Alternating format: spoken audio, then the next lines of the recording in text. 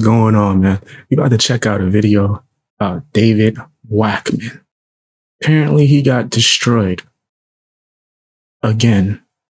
It's nasty work. It's nasty work. Let's get straight into it. Check it out. Crack some jokes. Have a good time. Because that's what I'm about. That is what I'm about. And if anyone cares about my voice being low, you can kiss my, you know what? We ain't gonna start that. It's early in the stream. I seen someone crying too, telling some, yo, you need to be yourself. I like you, but you need to be yourself. What's up with these squinty eyes and your low voice? Can't do anything about the voice. That's my voice. If you liked me, you would have known that. That's just my voice. And my eyes, because I'm on that green. All right, let's get into it now. I thought that was one of the funniest comments I've seen. I was like, how you mad because my voice is low?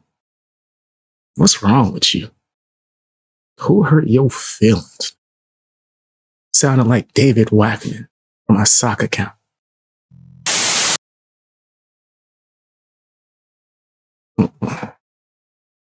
I want to actually change one of these effects, but I'm going to do that later.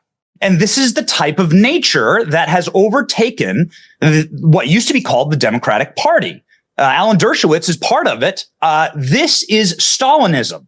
Say it and mean it. And there's some bravery to actually admitting that you're a Stalinist. Hold on. There's bravery to admitting that you're a Stalinist because you're evil. You're an evil person. This is your argument? Right? Great job. This is your argument. You're really going to win, buddy. Hold on. You don't care about what's true. You just care about maintaining power. And that's, I mean, it's a brave thing to admit that. I think it's morally repugnant. I think most people believe that, but you would be the same type of person who'd be celebrating in the street when Nelson Mandela got locked. I do think that's pretty crazy. The Mandela joint. I don't know why every time I think or like I hear the name Mandela, I think of the old Dave Chappelle skit. And my man walked in there like Nelson Mandela with a Hawaiian shirt on. That was funny. Straight funny. But yeah, shout out to Nelson Mandela.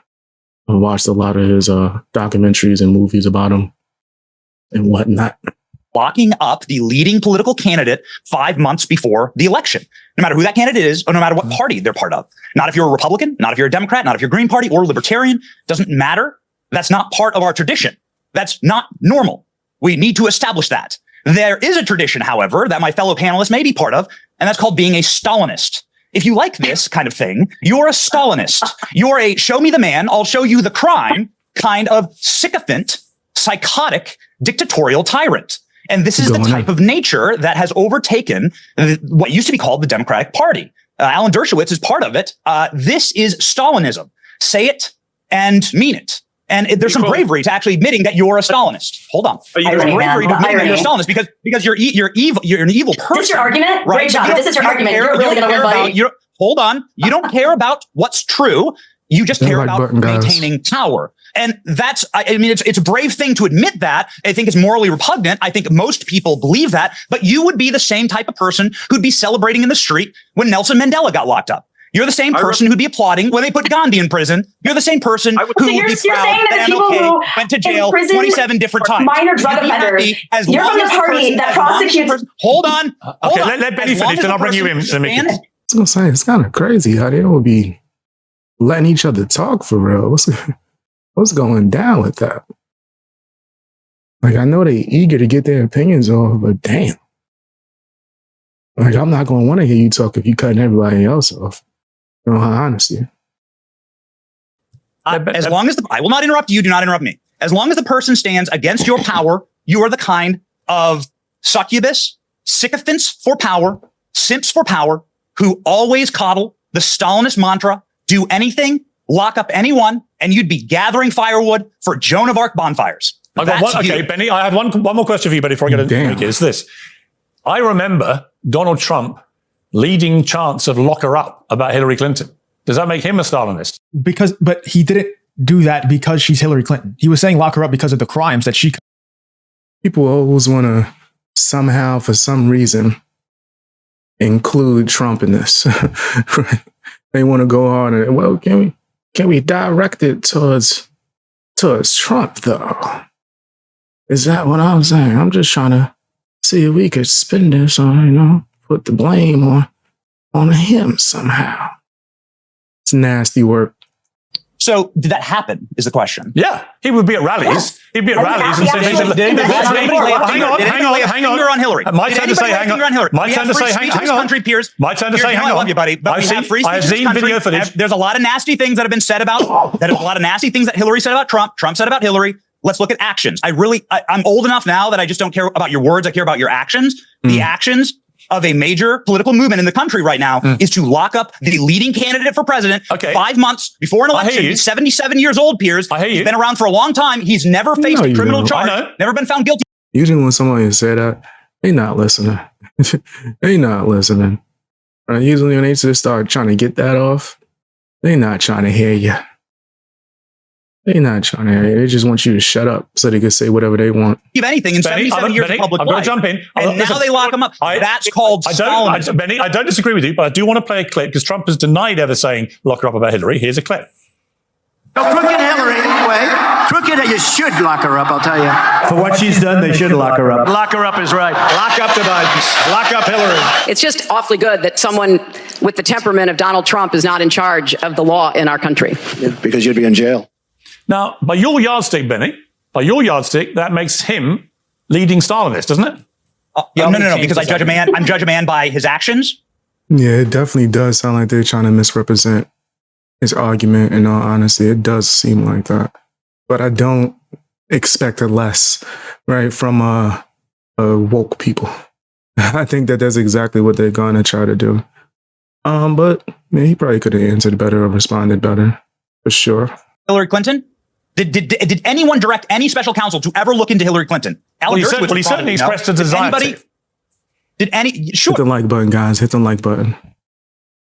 That's called freedom Share the video as well. of speech. This is called playing politics. Drop some comments. Tell me what you think. Things in politics. Joe Biden just explained that his uncle was eaten by cannibals. Okay. I do want to bring in. People say a lot of things. That's called freedom of speech. I want to bring in but let me get Alan quickly. You want to say something, Alan?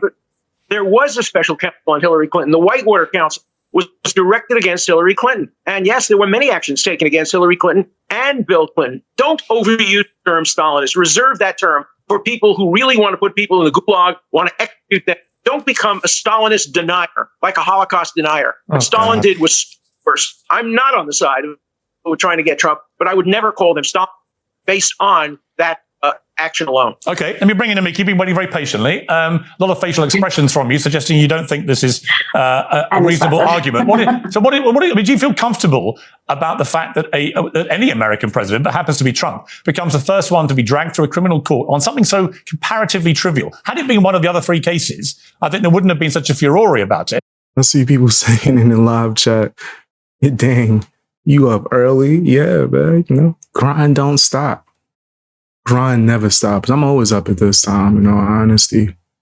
Right? When I was young, I used to just stay up all night and don't sleep at all. Right? Now that I've gotten older, I appreciate a good nap. It's because I take good naps. I'm able to jump up earlier in the day and get stuff done. Trivial one. They upgraded a real misdemeanor offense to a felony so they could basically try and nail him. Do you feel comfortable that the legal system's being weaponized in that way? Well, I think what's interesting about this case is it's not just that it was a misdemeanor, a traditional misdemeanor for falsifying documents. It's that it was falsifying documents in relation to an election. And so just like they're going after people for sending out robocalls that were AI saying a different election date or vote for a different candidate or whatever, that's interfering with an election. And that is a very serious crime, especially when you're running for the president of the free world. Now, if we want to talk about weaponization of the legal system, Mr. Dershowitz, hang on a second. We want to talk about, weaponization of the legal system. Just this week, you have Steve Bannon, Stephen Miller, Laura Loomer saying, we should be going after everybody and giving them the death sentence. Steve Bannon saying Republicans should be using every single option on the table to investigate, to subpoena, to go after Democrats or anybody who stands in the way of Donald Trump. But that's my point, Mickey, because of course they're going to. Once one party does this, the other party will now spend all its time, effort, and money trying to return the favor. And the loser actually is America and is standing in the world, and the American people who have elected these people to do a job for them, and all they're trying to do is get each other put in prison. I think it's damaging to America. I agree with you. I think it's damaging to America that Donald Trump has been on a mission to deconstruct any sort of institutions that keep our democracy alive. I think it's damaging to America that he played these games and he was giving money back and forth to different A lot of people, especially woke people, they just want to put blame on Trump, and then they ignore like other people like Biden or a whole list, right? Kamala, right? Kamala, did I say her name right? Kamala, Kalama, whatever. The lady that like making collard greens for somewhere, recently like telling people for some strange reason she wants you to know how she makes collard greens is wild. But yeah, if anyone want to put blame on it, it's just it's blame Trump for everything. Folks to do his dirty work. It's damaging to America that he does not respect the institution and the system that gets people elected. So yes, are Democrats supposed to sit back and let him play games with our democratic institutions? Of course not. He wants to dismantle NATO. You're wrong. Alan? You're wrong about what he was convicted of. If the judge had instructed, ladies and gentlemen of the jury, to convict him, you have to conclude beyond reasonable doubt that he intended to impact the election. You would be right, but he didn't do that. He gave them multiple choice. He said, well, maybe he did that in order to save on taxes. Maybe he did that for this reason, that reason. We multiple choice. We don't know that this is an election case. The judge that will be brought up at the appeals, and that is the one argument that the Trump team is going to put forward, and it may impact sentencing. I hate the fact that they cut each other off so crazy. Maybe it's the internet sometimes, like maybe when like I've been on the phone with somebody and I cut them off by accident. Maybe it's something like that.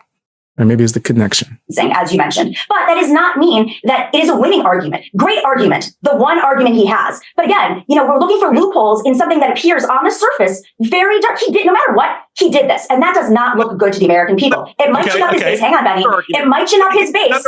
I gave you guys time. Let me just say one thing. It might chin up his base, and his base is dangerous, but they were always going to be ginned up. It's that portion of America, these little margins that we're winning by now, that feels like this is a disgusting action, whether it's one case, two cases, three cases. That jury found 34 counts him guilty. And that jury had lawyers on it, people who voted for Trump. Saying y'all not rocking with Piers. I feel like I'm indifferent with him. Sometimes he be cooking, and sometimes he be microwaving. And you just like looking at him like, you gonna microwave that turkey? Like the whole turkey? Okay. So I'm kind of indifferent. Like, it's like, yeah, take him or leave him. When it comes to Piers, sometimes he cooks though, something like occasionally, once in a while, right? I'll see something where it's like, oh, Piers going in. But it's kind of like, I don't like him. I don't hate him. Clearly, they made a strong case, Mr. Dershowitz. You cannot deny that. No, I can deny that, and I will deny it. Let me give you another argument. So the prosecution argued that it was, as a matter of fact, an illegal campaign contribution. As a matter of fact, they had a witness, Trump, who is the FEC expert, who said, I will testify as a matter of fact that it was not a campaign violation. And it's done all the time. That nobody has ever been prosecuted for it. It was perfectly legal. And the judge kept that out. The judge denied the jury the right to hear from the expert that it wasn't an illegal campaign contribution because the prosecution argued, yes, as a matter of fact, it was. That's clear reversible error. If we had another 2 hours, I could go down 30 reversible errors. I've never seen a case. Well, maybe you should work for Trump again. He needs your help. He has an appeal coming up. These are great arguments back, but it didn't hold up last week. And that's let's agree to have the appeal decided before the election, and then I'll shut up. You know what? I think actually, let me bring in. All right, let me bring in David. I do think that's an interesting point that's been raised by various members of the panel. Is that actually wouldn't it be fair to have that appeal before the election? Yes. Yes. I think it'd be completely fair. I would have no problem with that. I'd love to have it all wrapped up. It seems unlikely that that's going to happen, and I have very little control over it. Me saying I would like me agreeing to it. 2 seconds in. It's just, he barely got to say a word, and you could just hear the smugness. You could see the smugness through the screen. You could hear it through the microphone. Just smug as hell. It really does nothing. What I do think is interesting is that over there looking like Marty McFly father in Back to the Future and whatnot. There's so much moving of the goalposts here in every case. Your other guest here, Mr. Johnson, whose work I'm not just like as familiar with as I would like to be, but he seems extremely high energy. He comes out shot out of a cannon saying, Stalin. Imagine if I see him and I'm like, hello, McFly.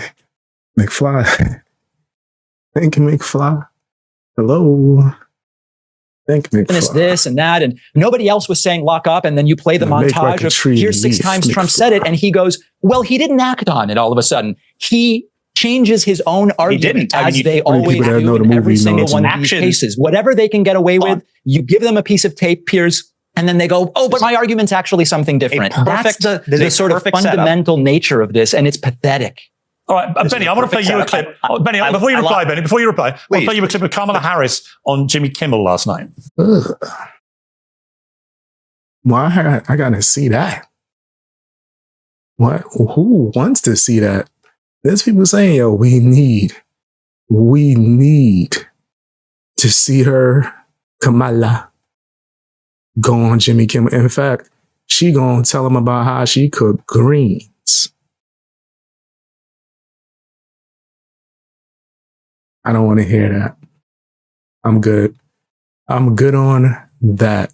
But tell me what you think down in the comment section. Hit the like button, share the video, subscribe if you haven't.